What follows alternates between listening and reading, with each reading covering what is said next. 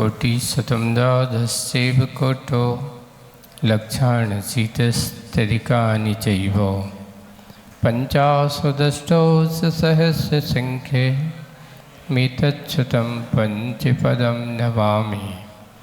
अरिहन्ति भासयत्तं गणहरदेवीं गन्तियं सम्मं प्रणमामि भक्तियुक्तो सदनान्मो वयं शिरसा।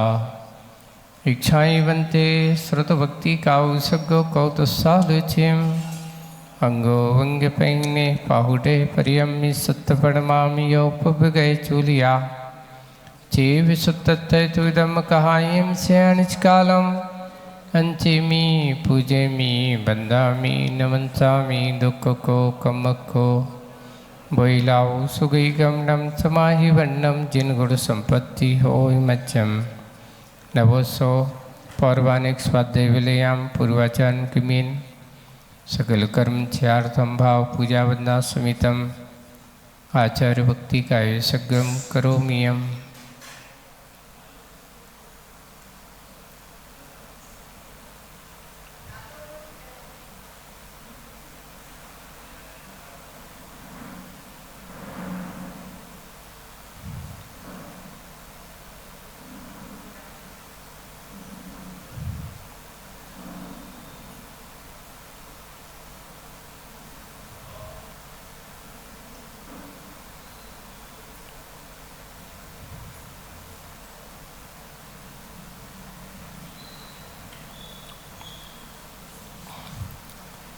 सृजलधिपारिकेभ्यः सबरमति विभावना पटमतेभ्यः सुचरितपोनिधिभ्यो नमो गुरुभ्यो गुणगुणभ्यः।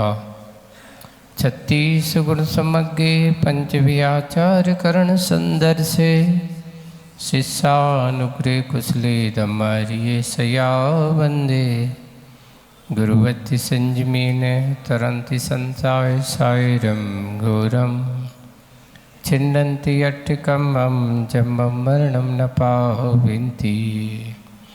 ये नित्यं व्रतमन्ते होमनिरता ध्यानाग्निहोत्राकुला षट्कर्मा विरतास्तपोधनधना साधुक्रिया साधवा शीलप्रावरणा गुणप्रहरणाश्चन्द्रार्किते ज्योतिकः मोक्षद्वारकपाटपाटनविटा पीनन्तु मां साधवा। गुरुवा पान्तु नो नित्यं ज्ञानदर्शननायकः चारित्राणो गम्भीराः मोक्षमारोपदेशिका। इच्छाएं बनते आयुर्भक्ति काउ सगो कौतसालुचिम समनान समदेश समचरचित्ताणम पंचविहाचानम आर्यानम आराधि सदनानुपदेशानम वज्रयानम तिरुगुलपानर्यानम सभ्यसावणम से अनिचकालम अंचेमि पूजेमि बंदामि नमन्सामि दुःखको कमखो बोइलाओ सुगैगमनं समाहि वन्नं जिनगुण संपत्ति होय मध्यम। नमो अरिहंताणं नमो सिद्धाणं नमो आयर्याणं नमो वज्रायाणं नमो लोये सव्यसाहूणं। बोलो शासनिक भगवान महावीर स्वामी की, मूल नायक देवादिदेव 1008 श्री सोमनाथ भगवान की, परम पूज्य आचार्य गुरुवर श्री विद्यासागर जी महाराज की, अहिंसा परमो धर्म की, आचार्य श्री समय सागर जी महाराज की।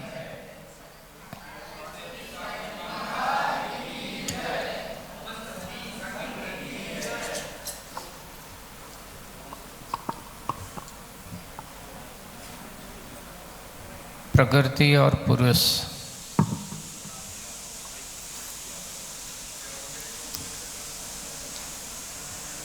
एक अपने स्वभाव रूप में है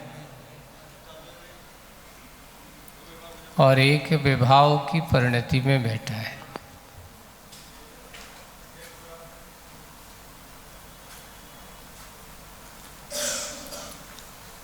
लिखा है आगम में भी,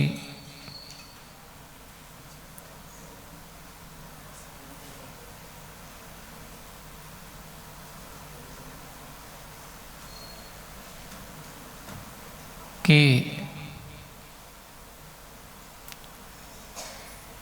जो शरीर है वो प्रकृति का रूप है, लेकिन कौन सी प्रकृति का रूप है? एक क्षणभंग और जीवन की कभी नाना परिणति रूप में, कभी छोटा कभी बड़ा, कभी छोटे बालपन में थे तो बालपन का छोटा सा शरीर,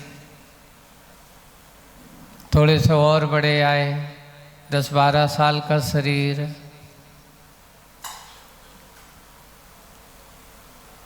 युवावस्था का शरीर, प्रौढ़ अवस्था का शरीर और वृद्धावस्था का शरीर, और फिर बाद में जो स्वरूप नहीं है। इसलिए कहा है प्रकृति में परिवर्तन तो होता है, लेकिन प्रकृति अपना स्वभाव नहीं छोड़ती। ऐसे ही अपने शरीर के बारे में भी आचार्यों ने यही लिखा है, शरीर की स्थिति और संसार की स्थिति कभी स्थिर हो ही नहीं सकती। अगर दोनों स्थिर हो जाएं तो संसार की गतियाँ अपने आप क्या हो जाएंगी? स्थिर हो जाएंगी, आना जाना बंद। किसी ने मन में विचार किया, कई लोग कहते हैं ऐसा होता क्यों नहीं है? अगर मान लो एक सा बना है, बस अब एक जो है जैसा है वैसे ही बना रहे, आपसे ही पूछा जाए कि आप जैसे हो बिल्कुल आप वैसे बने रहो, एक बूढ़े आदमी से पूछो कि अब तुम बूढ़े हो गए हो, अब तुम्हारी स्थिति हमेशा तुम ऐसे ही चाहे तो हमेशा के लिए हमारे ऐसे ही बन जाओ। वो कहते नहीं भैया बहुत हो गया। परिवर्तन संसारी आत्मा का दृष्टि या संसारी जीवों की दृष्टि अपने आप में एक ऐसी दृष्टि है, उसके मन की प्रवृत्ति, उसकी सोच है, उसे एक जगह अच्छा लगता ही नहीं, नया नया चाहिए उसको।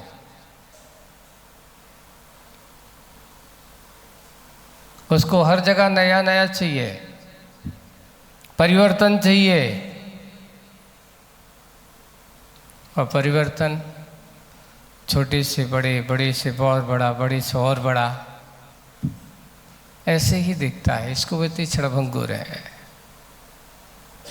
आज की कविता आप लोगों को बिल्कुल वो ही दृष्टि देने वाली है। संसार की क्षणिकताएं, संसार की अस्थिरताएं किस रूप में आप लोगों के सामने आती हैं। पूज्य आचार्य भगवान ने देखिए कहाँ का चिंतन किस दृष्टि में आप लोगों को दिया है। एक प्रकृति का चित्रण करते हुए एक प्रकृति से कैसे प्रकृति की ओर अपने आप को लाने की कोशिश की है। और ये कविता कहीं ना कहीं देख करके इस आप लोग भी देखते हो, आप लोगों को बहुत अच्छा लगता है जब कहीं आप लोग घूमने जाते हो, किसी जलाशय वगैरह में जाते हो,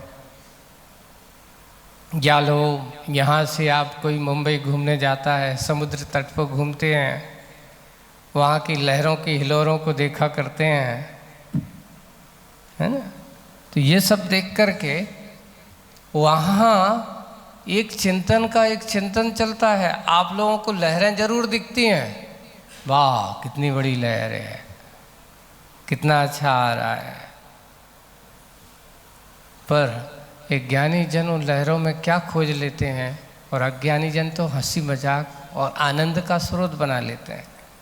आज की बहुत कविता का बहुत अच्छा सार है, पढ़ते हैं। आज की कविता है क्षणिकाएं। नाम क्या है? क्षणिकाएँ। क्षणिकाओं का शब्द किससे लिया है उसको बताते हैं। हम तट पर ठहरे, आचार्य जी देखिए कहाँ पर ठहरे हैं। तट, कोई सागर तट हो सकता है, सरोवर का तट भी हो सकता है, नदी का तट भी हो सकता है। हम तट पर ठहरे, आ रही है हमारे स्वागत के लिए, आ रही है हमारे लिए स्वागत के लिए। अभी डस साथ लिए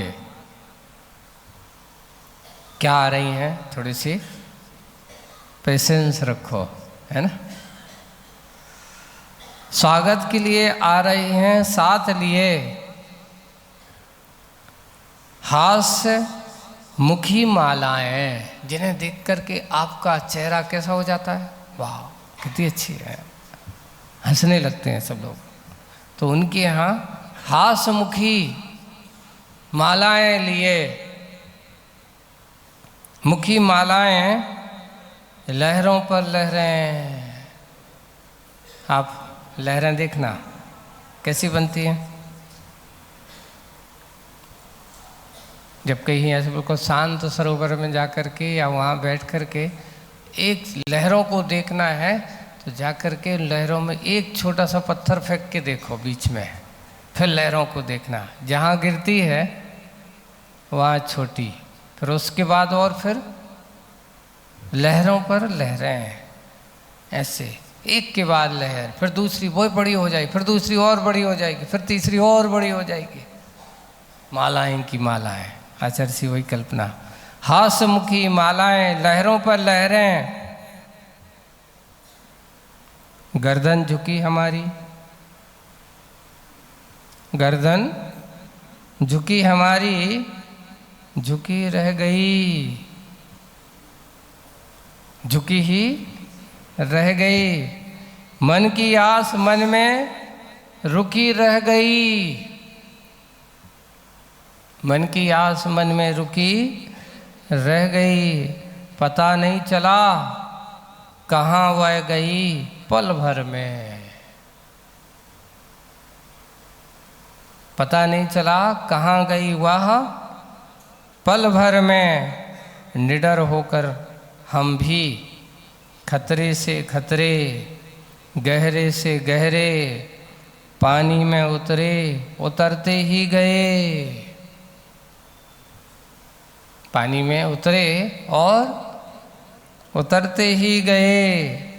और हमने भी पाई चारों ओर जली सत्ता, हमने भी पाई चारों ओर जली सत्ता। धीमी धीमी श्वास भरती हमें ताक रही है चाव से, सांस भरती हमें ताक रही है चाव से। वह हमें रुसती नहीं और हम खाली हाथ लौटते लौटते यकायक सुनते हैं कुछ सूक्तियाँ, यकायक अचानक सुनते हैं कुछ सूक्तियाँ की।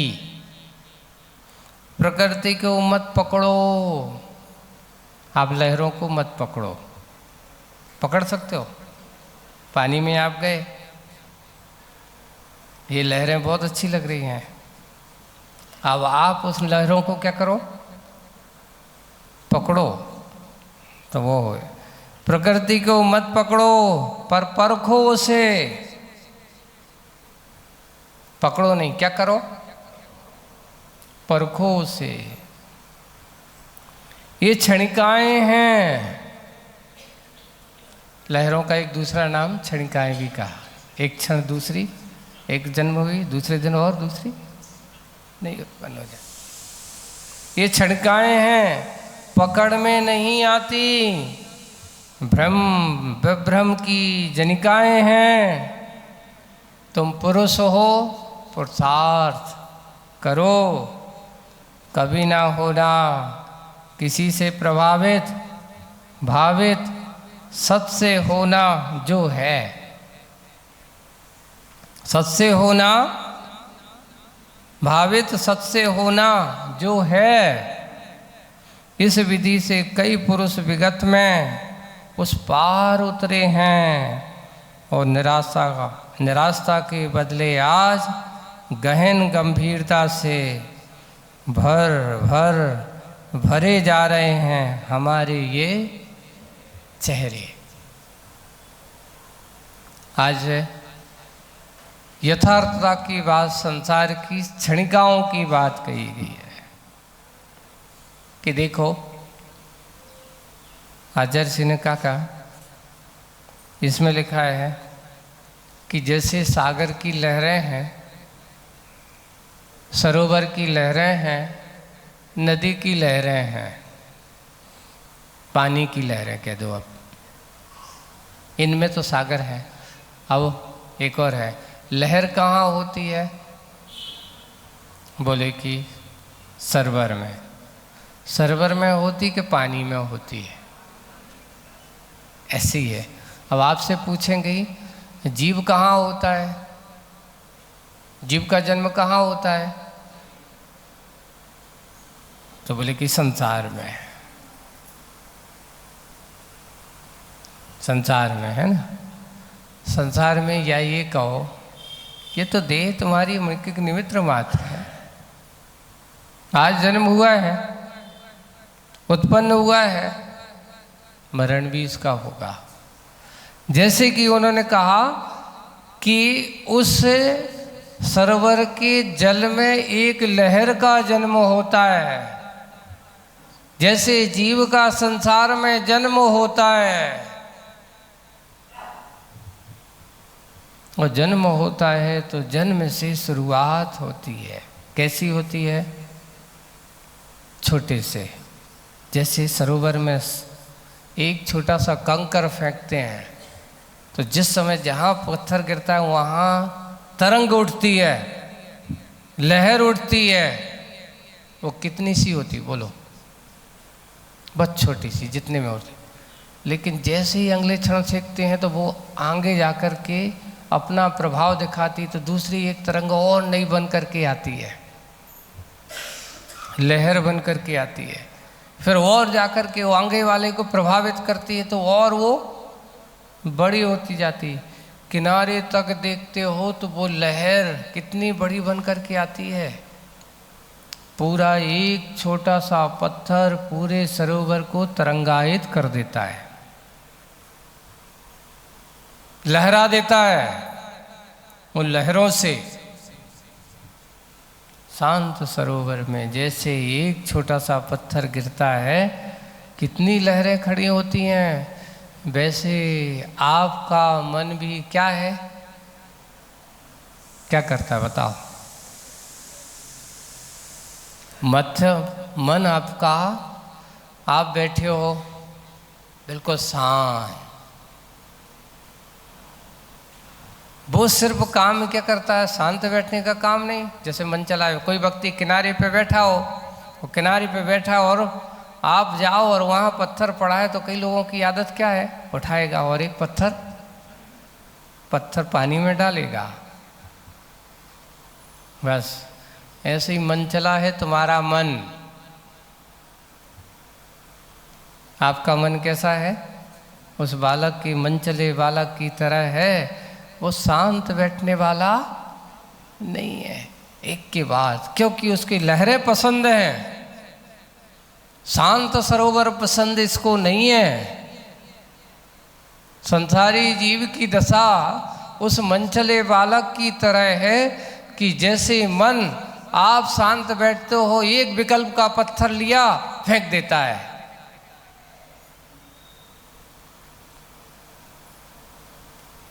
अब आप क्या सोचने लगते हो? आपकी शांति भंग होती कि नहीं होती? शांति भंग हो जाती है। एक विकल्प उठा, आपके अंदर फेंका, अब आप सोचने लगते हो ऐसे कैसे करना है, कैसे किया जाएगा, कहाँ से लाएंगे, कितना, एक के बाद तरंगें खड़ी हो जाती हैं। कौन करेगा, कैसा करेगा, किससे कराएंगे, कैसे होगा? एक विकल्प हुआ अकेला, छोटा सा, और विकल्प तैयार हुआ और मन ने एक विकल्प का पत्थर फेंका, आपका शांत सरोवर लहरा उठता है अंतरंग में। अब आप शांत नहीं बैठ सकते हो जब तक पूरी उस विकल्प की पूर्ति ना हो।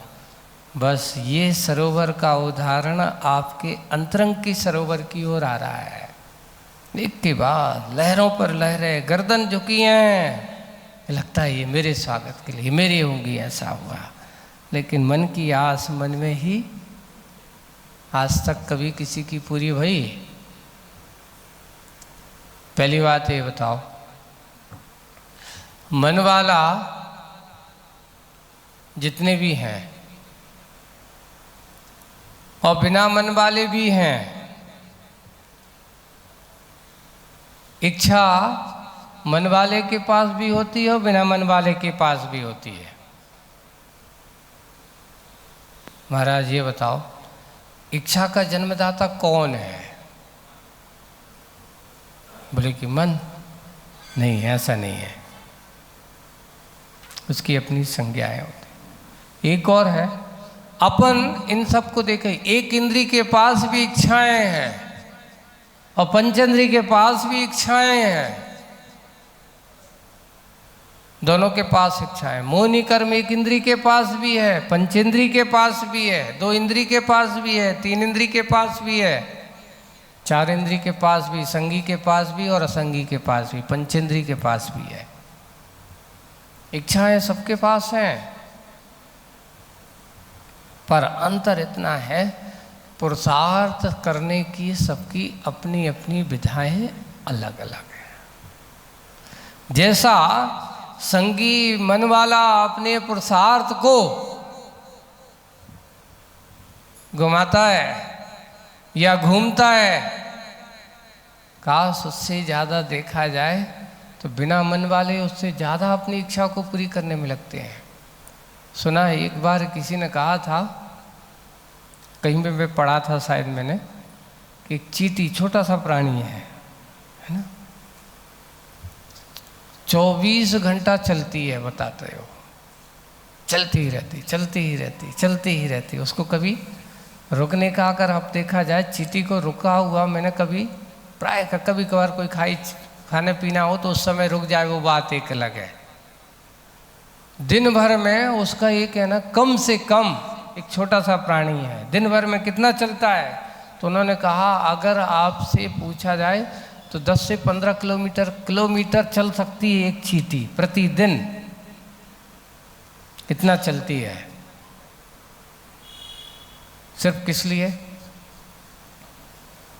किस लिए चलती है बताओ? अपनी संज्ञाओं को पूरा करने के लिए, इच्छाओं को पूरा करने के लिए। कितना चलोगे? प्राणियों की ये दशा है। फिर पूछा, महाराज उसके पास तो मन है ही नहीं, पर इच्छा कहाँ से आ गई उसके पास? तो क्या बिना मन वाले खाते पीते नहीं है? अरे कोई जीव हो, चाहे एक इंद्री भी हो, वो भी खाता पीता है। अगर उसके पास यहाँ है तो उसके पास भी आहार संज्ञा है, भय संज्ञा है। एक इंद्री के पास भी आचार्यों ने कहा उसके पास चारों संज्ञाएं होती हैं। दो इंद्री के पास भी चारों संज्ञाएं होती हैं। अब एक इंद्री के पास परिग्रह संज्ञा भी होती है, हाँ होती है। ऐसे कई उदाहरण मिलते हैं। आहार संज्ञा होती है, ऐसी कई संज्ञाएं होती हैं। और यहाँ तक कि उनके लिए बताया गया कि परिग्रह संज्ञाओं को कई बार जहाँ कहीं ऐसे स्रोत होते ना, बड़े बड़े सोना चांदी, जड़ें जाकर के, बोले कि पेड़ ने जाकर के सोना चांदी के घड़े पे जाकर के क्या बना लिया? जड़ों से अपना काबिज कर लिया। ऐसे भी मिलता है, उदाहरण मिलते हैं कई जगह।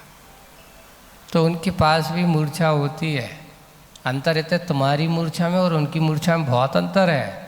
क्यों? तुम्हारी मूर्छा ताले चाबी में दिखाई देती, पर उनकी मूर्छा ताले चाबी में दिखाई नहीं देती। जैसे आप लोगों की मूर्छा कहाँ दिखती है बताओ? आप घर से निकलते हो, मान लो आप अकेले हो घर पे, तो सबसे पहले क्या करते हो? हैं? ताला लगाते हो। क्यों? क्यों लगाते हो ताला? ये ताला कौन सी संज्ञा का प्रतीक है?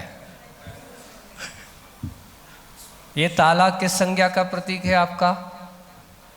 बोले परिग्रह संज्ञा का प्रतीक है। किस संज्ञा का प्रतीक है? नहीं नहीं महाराज, हम तो सुरक्षा, कोई घुस ना जाए। अरे घुस जाए तो क्या होगा? ले जाएगा। तो ले जाएगा तो फिर तालों क्यों लगाना? सोचिए, परिग्रह संज्ञा का प्रतीक आपका ताला है, लगाते भी उसी चाबी से हो, और खोलने के लिए वही चाबी है कि नहीं? एक ही चाबी है, उसी से ताला लगता है और उसी से ताला। अंतर इतना है, खोलने का तरीका अलग अलग है और लगाने का तरीका, जिस समय तुम लगाते हो उस समय क्या भाव होते हैं आपके? इसलिए कि कोई घुस ना जाए, कोई खोल ना ले, कोई ले ना जाए। ऐसा होता कि नहीं होता?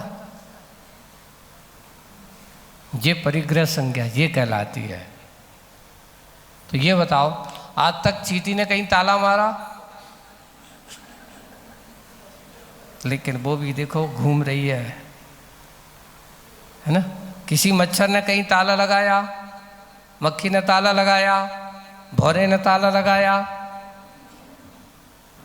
लेकिन उनके पास भी परिग्रह संज्ञा होती है। ये मत सोचना कि जिनके पास ताला होता है इनके पास परिग्रह संज्ञा होती है। गौर करना, एक के बाद कभी चींटियों को देखना, मुंह में सफ़ेद सफ़ेद दाना लेकर के भागी जा रही हैं, भागी जा रही हैं। बोले कि कहाँ जा रही हैं? अपने उनका और रखने के लिए कहाँ, बिल में कहाँ, उनका क्या क्या होता है। यानी इतनी सी छोटा सा जीव है। और एक और बड़ा आश्चर्य पड़ा था, चींटी अपने वजन से, जितना चींटी का वजन है, अपने से 20 गुना वजन,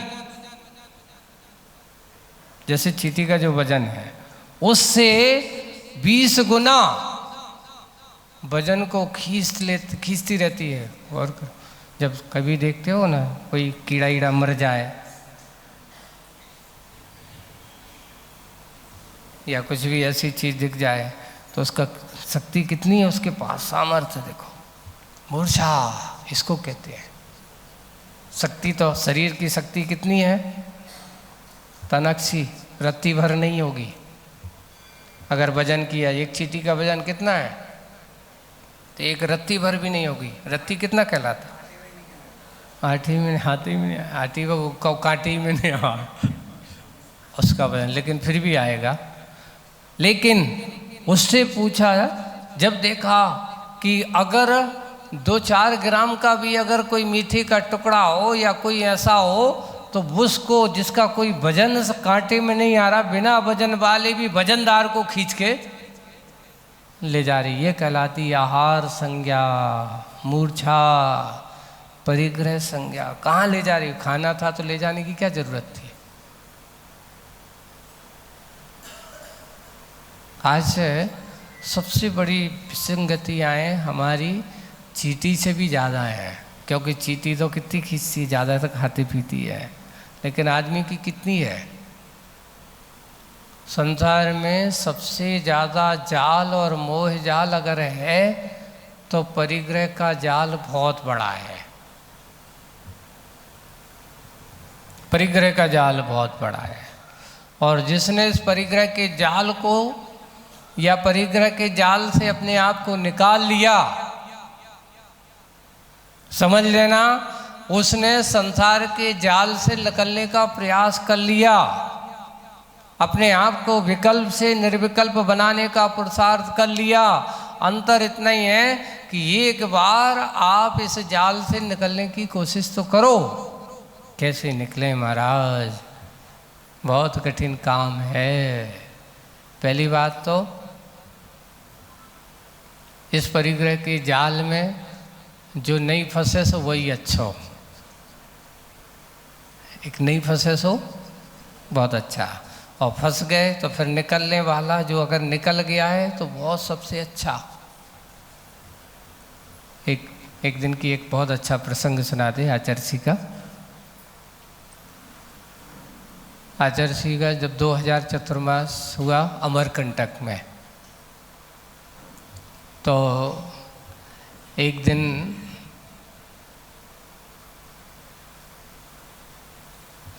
का प्रसंग ऐसा कुछ बना कि उस समय जीवदया के क्षेत्र में एक बहुत बड़ा काम हुआ था।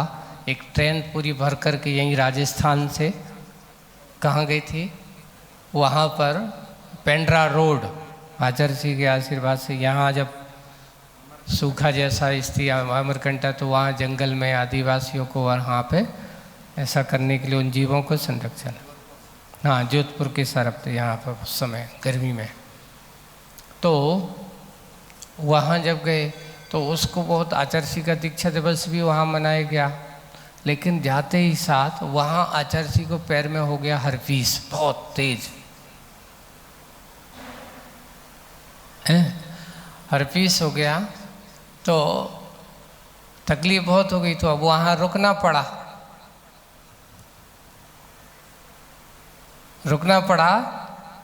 तो हुआ ये कि वहाँ एक दिन आचर्षि, अब बैठे थे हम सब, महाराज बैठे थे हमारे, एक अब उनको समाधिस्थ हो गए महाराज, एक प्रवचन सागर थी महाराज से।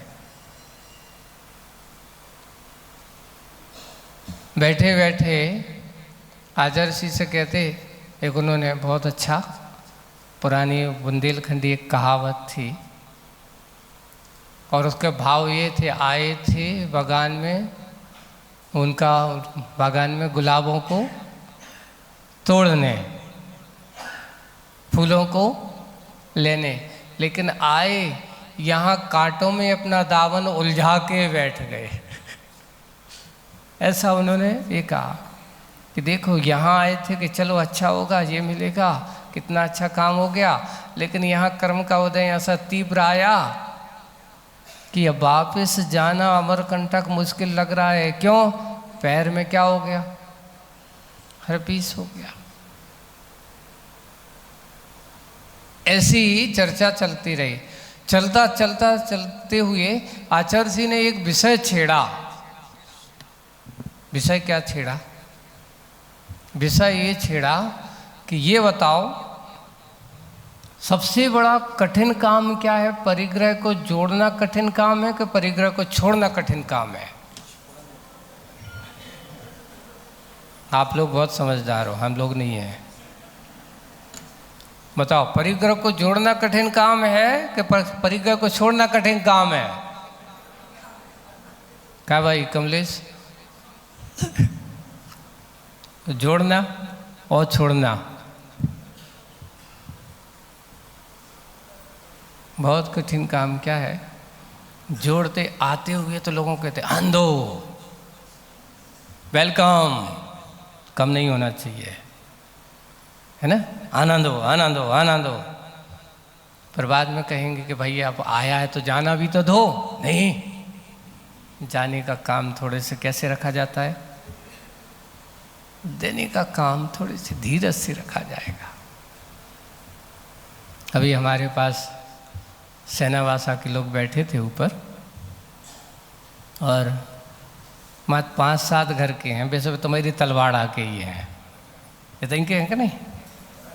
तलवाड़ी वाले हैं, और वे सब उनके अभी कह रहे मकान हमारे महाराज अभी भी पड़े ही हैं। ये तो तलवाड़ी वाले हैं, कॉलोनी है, 15-16 किलोमीटर है कह रहे हैं यहाँ से। अब आप लोगों ने ये कहना है कि 5-7 घर के लोगों ने, मैं तो कहूँगा बहुत बड़ी बात है, अच्छी बात है कि कम से कम उन्हें जोड़ा है तो उन्हें अच्छे से लगा। तो एक काम अगर हमारे जीवन का, आप लोगों को मैं इसलिए बार बार कहता हूँ कि देखिए, जोड़ा है तो कहीं ना कहीं तो उसको जाएगा। लिखा है धन की 3 ही गति होती हैं। कितनी गति होती धन की? 3 बताया आचार्यों ने, नीतिकारों ने, दान, भोग, या नहीं तो फिर नाश। अगर हमने परिग्रह को जोड़ा है, परिग्रह का संचय किया है, तो उस परिग्रह का संचय किया है तो उसके 3 रूप में ही उपयोग कर लो। सबसे पहला किसको दिया? दान। क्यों दान को पहले स्थान क्यों रखा? दान को पहले स्थान इसलिए रखा है कि तुम जिस समय तुम देते हो तो इस भाव में जो परिणाम होते हैं, जो त्याग भाव होते हैं, उससे आपके अंदर के मोहिनी कर्म का नाश होता है। दान करने से कौन सा कर्म का नाश होता है? अपने अंदर की मोहिनी कर्म का नाश होता है। इसलिए दान को पहले, क्योंकि सबसे बड़ी आसक्ति का जनक अगर कोई है तो तुम्हारा अपना मोहिनी कर्म होता है। इसलिए दान को पहले, और दूसरा उसके बाद क्या? इस भाव में उसके अंदर के मोहिनी कर्म का नाश होता है, और अगले भाव का ये प्रभाव है कि इस दान का फल ये है कि वहाँ जाकर के अगर यहाँ के थोड़े से संकटमय जीवन रहा होगा, दुखमय जीवन रहा होगा, तो वहाँ जाकर के वह कभी दरिद्री नहीं हो सा। आचार्य समंतभद्र महाराज ने स्वयं श्राप का 4 में लिखा, दानम दुर्त नाशाय। दान किसके नाश करता है? दरिद्रता का नाश करता है। इसलिए अपने आप को कभी ये मत सोच रहे कि हम कम हैं। अरे आप कम नहीं, अपने पास कम नहीं होना चाहिए, अच्छा दम वाले होना चाहिए। देने वाला कभी दरिद्री ना हुआ है, ना कभी होगा, ना कभी होने वाला है। अब आप लोगों से अभी बैठे थे और उन्होंने कहा महाराज 5-7 घर वालों ने करते करते करते करते हम लोगों ने अच्छा मंदिर का काम कर लिया है ना? बहुत अच्छा काम किया। अभी फोटो वोटो दिखाई उन्होंने ने। 2 मंजिल का मंदिर और अच्छा, एक नीचे बढ़िया हाल संत निवास बना दिया, और ऊपर भगवान, कौन से भगवान बैठना? शीतलनाथ भगवान बैठना है, कह रहे शीतलनाथ भगवान का मंदिर बनने वाला है। अब देखिए, मंदिर बनाना, भगवान को बना करके, लेकिन मंदिर बनाने के बाद एक सबसे बड़ा काम होता है, दान का सबसे अच्छा सर्वोपयोग अगर कोई है तो बंधुओं, जिनायतनों के उपकरणों को अच्छा सा बनाना। जैसे कि लिखा है, बन सके तो अपने जीवन काल में स्वयं अच्छा मंदिर बनाओ, है ना? और अगर मंदिर नहीं बना पाते हैं तो ऐसे मंदिर का, भगवान की जहाँ भगवान बैठते हो उस वेदी को भी अच्छे से बनाओ, सुंदर बनाना चाहिए। एक और है, एक व्यक्ति आया, महाराज जी भगवान को काय को रागी बनाते हो आप लोग? भगवान ने तो सोना चांदी सब कुछ छोड़ दिया, है ना? अब तुम उनकी वेदी पे और उनके लाने कब बना देते हो? अच्छी सुंदर सुंदर अच्छे मार्बल की वेदी होना चाहिए, अच्छी सुंदर सुंदर सोना चांदी लगना चाहिए।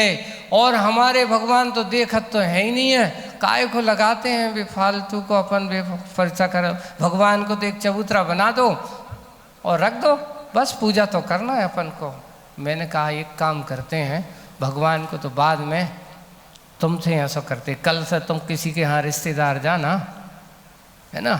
अब वो तुम उसके यहाँ जाना तो तुम्हें तो जाने तो रिश्तेदारी तो करने हैं, तो फिर तुम उसके पास जाए तो वो एक काम करो, तुम्हारे लाने एक बोरा को अच्छा फट्टा बिछा दें, कहीं बैठो, कुर्सी रखो, वो रखा है, क्या रखा?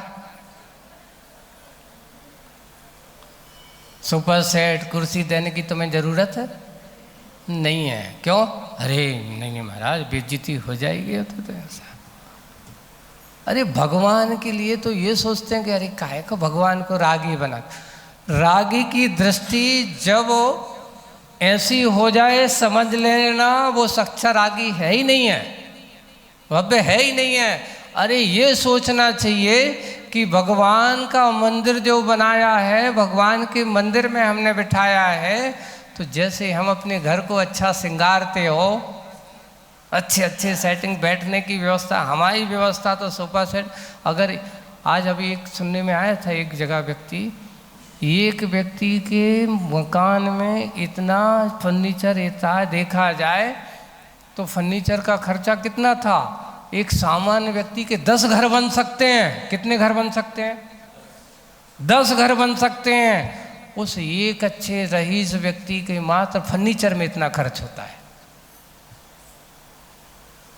बैठने के फर्नीचर में, सोने के फर्नीचरों में क्या लगाते हैं, कैसे करते होंगे।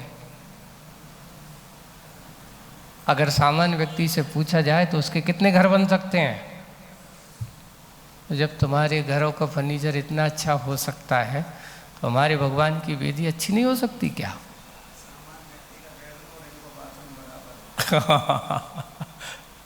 बिल्कुल बिल्कुल। लेकिन हम सब सोच के ऊपर हम क्या करते हैं, हमारी विचारधाराएं ऐसी हो जाती हैं, नहीं अरे भगवान के मंदिरों में ज़्यादा राग रंग नहीं होना चाहिए, हमारे घरों में राग रंग न, अरे जहाँ राग रंग, अरे रागियों को वीतरागिता का भाव जगाना है तो वीतरागी के मंदिर का अच्छा श्रृंगार करो तो देख करके उसका राग क्या हो जाएगा। कम धन्य है, बहुत अच्छा लगता है भगवान। जब भगवान के दर्शन करते हैं वहाँ वेदी बहुत सुंदर है, वेदी सुंदर वेदी पर भगवान बैठते हैं, मन प्रफुल्लित नहीं आनंदित हो जाता है, पुलकित हो जाता है। वाह, नहीं तो कैसा सुंदर हो। इधर आप लोगों से कहें एक अच्छा कीमती हीरा है ना, मिला, और मिलने के बाद फिर उसको क्या करें, सोने चांदी के अच्छे, उसमें क्यों जड़ने की ज़रूरत है। एक काम करो, एक धागा बांधो, गले में लटका लो, तो क्या हो जाएगा, वो हीरा कीमती माना जाएगा। हीरे की कीमत किस में होती है, उसको तराशो, चमकाओ। नहीं नहीं महाराज करोड़ों का हीरा है, करोड़ों का हीरा है तो करोड़ों के हीरा के हिसाब से फिर क्या होना चाहिए। आपके भगवान भी कैसे हैं, कीमती हैं कि नहीं है, एक के नहीं। तुम तो अपने घर के ही नाथ हो, वे किसके नाथ हैं, नाथों के भी नाथ हैं, 3 लोक के नाथ हैं। हाँ, आप लोग इसलिए कभी भी ऐसे जिनेंद्र भगवान की वेदिका बनाना, पहले तो अगर मंदिर बना सको तो क्या बनाओ, मंदिर बनाओ, नहीं बना सके तो भगवान की वेदी बनाओ, जिनेंद्र भगवान को बिठाओ। ये हमारा दायित्व होता चाहिए। क्यों, इससे क्या होगा, ये हमारा सबसे बड़ा लिखा है कि जिस मनुष्य ने अपने जीवन काल में ऐसा किया हो, जिनेंद्र भगवान की मंदिर आदि बनाए हो, वेदी आदि स्थापित की हो, जिनेंद्र भगवान की स्थापना कराई हो, उसके आने वाले कई कुलों में दरिद्री आत्माओं का जन्म नहीं होता। अब करना क्या है, सोच लो, विचार कर लो। इसलिए कभी भी कहीं अवसर मिलता हो बंधुओं, मौका छोड़ना मत चाहिए। तलवाड़ा वालों, अब आप लोग आज वो लोग आए थे, चर्चा हुई, तो मैंने कहा एक काम करो, जब तलवाड़ा के तुम्हें हो तो तलवाड़ा वाले कम थोड़ी हैं। ऐसे तो कई वेदियाँ बना चाहिए, कई आदमी वेदी बना सकता है ना, एक ही आदमी मंदिर बना सकता है। बस मन की हमारी क्या होना चाहिए, विचारधारा अच्छी होना चाहिए, सोच अच्छी होना चाहिए। और जब हम अच्छी सोच विचार बना करके चलेंगे तो ये काम तो हमारे स्वाभाविक रूप से अच्छे होते ही चले जाते। आज बात इतना ही कह रहे हैं, कि इच्छाएं क्षणिकाएं इच्छाएं इतनी आदमी की हैं, उन इच्छाओं को पूरी करने जाओ तो कभी पूरी नहीं हो सकती। जैसे सागर की लहरें एक के बाद एक, एक के बाद एक, एक के बाद एक के बाद एक, इनका कोई अंत नहीं होता। उनको शांत करना जैसे बड़ा मुश्किल काम है, वैसे ही आदमी की इच्छाओं को पूरी करना भी बड़ा मुश्किल काम है। इसलिए पैसा कमाना और पैसे का क्या करना, दान करना, दोनों में कठिन काम अगर है तो वो है आने तो अच्छा लगता है पर देना अच्छा। और फिर बात है देते भी कितने हो। तो बात है जो कर रहा था आचार्य श्री की, वो भूल ही गया मैं, तो आपको संस्मरण सुना रहा था आचार्य श्री का कि जब आचार्य श्री को ये सुनाया और सुनाते चर्चा चली कि संसारी आत्माओं की, तो आचार्य श्री ने कहा परिग्रह को जोड़ना आसान काम है कि परिग्रह को छोड़ना। तो उन्होंने कहा, फिर बाद में चर्चा चली, आचार्य श्री ऐसे ही विषय चला तो आचार्य श्री कहते हो देखो घर को छोड़ना नहीं, घर को बसाना और बसा करके घर को छोड़ना ये बहुत बड़ी काम है। लेकिन जिनने घर बसाया ही नहीं हो तो न छोड़ा क्या। तो आचार्य श्री बड़े अच्छे कहते हैं, है ना, चलो भैया अपन तो अच्छे हैं, ना अपन ने घर बसाया ना घर कभी छोड़ा। तो प्रवचन सागर जी महाराज बैठे थे, तो वहाँ पर एक बुंदेलखंडी कहावत चलती है ना, तो उन्होंने सुनाया बहुत अच्छा। तो महाराज एक बुंदेलखंड में ऐसे जो होते ना, तो उसको क्या कहते हैं, तो उन्होंने लिखा करी न खेती फरे न फंद। फंद का अर्थ है भावर, जैसे परिक्रमा, इसे आप कहते हैं फेरे। करी न खेती, कोई खेती बाड़ी कोई काम धंधा सब कुछ छोड़ दिया, और फरे न फंद। तो लोग संसारी जीव क्या, तुम का जानो मूर्ख छंद, तुम का जानते हो संसार क्या होता है, गृहस्थी क्या होती है। तो आचार्य श्री ने सुना और सुनते सुनते बड़े गुनगुना रहे हैं और कहते करी न खेती फरे न फन, तुम का जानो मूर्ख छंद। ऐसे तो आचार्य श्री सुन करके हंस रहे हैं, देखो बहुत बड़ी बात कही है, अपन तो इन संसारियों की अपेक्षा से सबरे मूर्ख छंद है कि नहीं। क्योंकि जिनने परिग्रह जोड़ा ही नहीं, परिवार को बसाए नहीं, इसलिए कभी ये मत सुने कि मैंने घर छोड़ा। जब तुमने घर बनाओ ही नहीं तो घर क्या छोड़ा, घर तो तुम्हारे माता पिता का था। बोले कि अपन ने जी अच्छा हुआ घर बार बसने के पहले ही अपने आप को घर बार को छोड़ दिया। ये कहलाते हैं मोह जाल में फंसने के पहले मोह जाल के फंद को छोड़ देना, यही ज्ञानी बनाया है, ऐसा उन्होंने। तो इस बात को भी अपन को छोड़ना चाहिए। सबसे पहले आप लोगों को यही कहना कि अगर आपने जोड़ा है तो छोड़ने की आदत भी सीख लो। लेकिन छोड़ना कहाँ, ये भी सोच लो। एक दुख का कारण पाप का क्षेत्र है और एक पुण्य का क्षेत्र है। देना कहाँ, दान किसे कहा, दान उसे कहा जिसको देने से आपके अंदर की दीनता दरिद्रता दूर होती, वो दान है। भोग ऐसे दान वो नहीं माना जाता कि कोई जाकर के यहाँ अरे खर्च करो, तुम तो 10-20 लाख लग जाए, खूब अच्छी मौज जड़ाओ मस्ती करो, शराब पिलाओ पार्टी करो, ये दान नहीं है। ये तो आपका उस धन का क्या है, दुरुपयोग। धन का दान तो वह है जो तुम्हारे अंदर की दीनता दरिद्रता दुखों को दूर करने में कारण हो, उसका नाम दान है। भोगों में पैसा उड़ा देने का नाम दान नहीं है।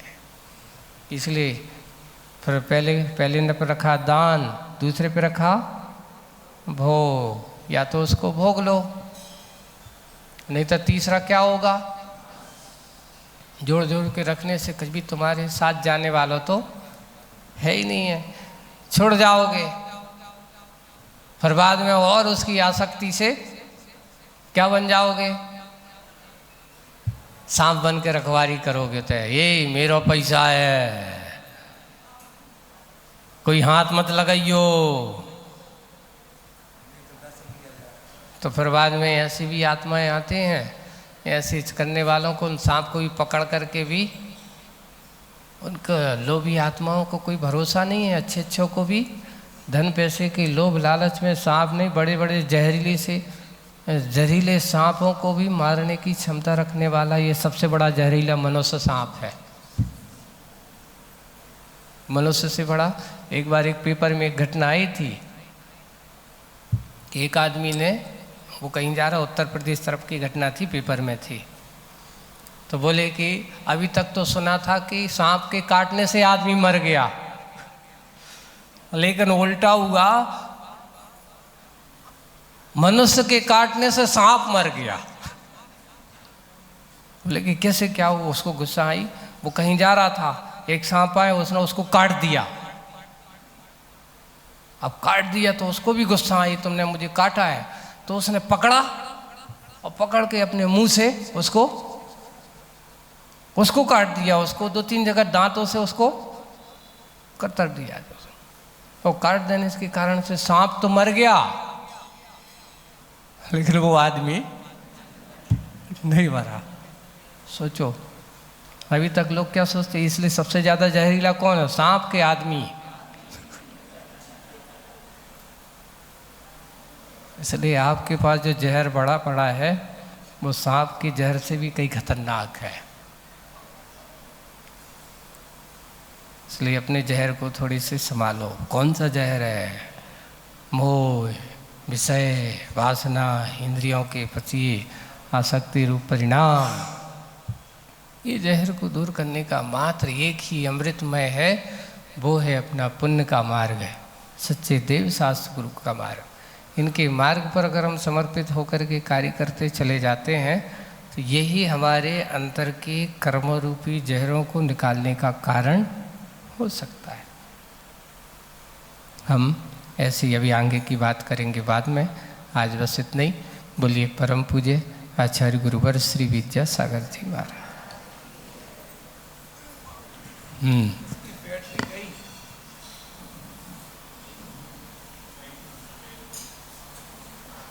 चलें, अभी बैठेंगे।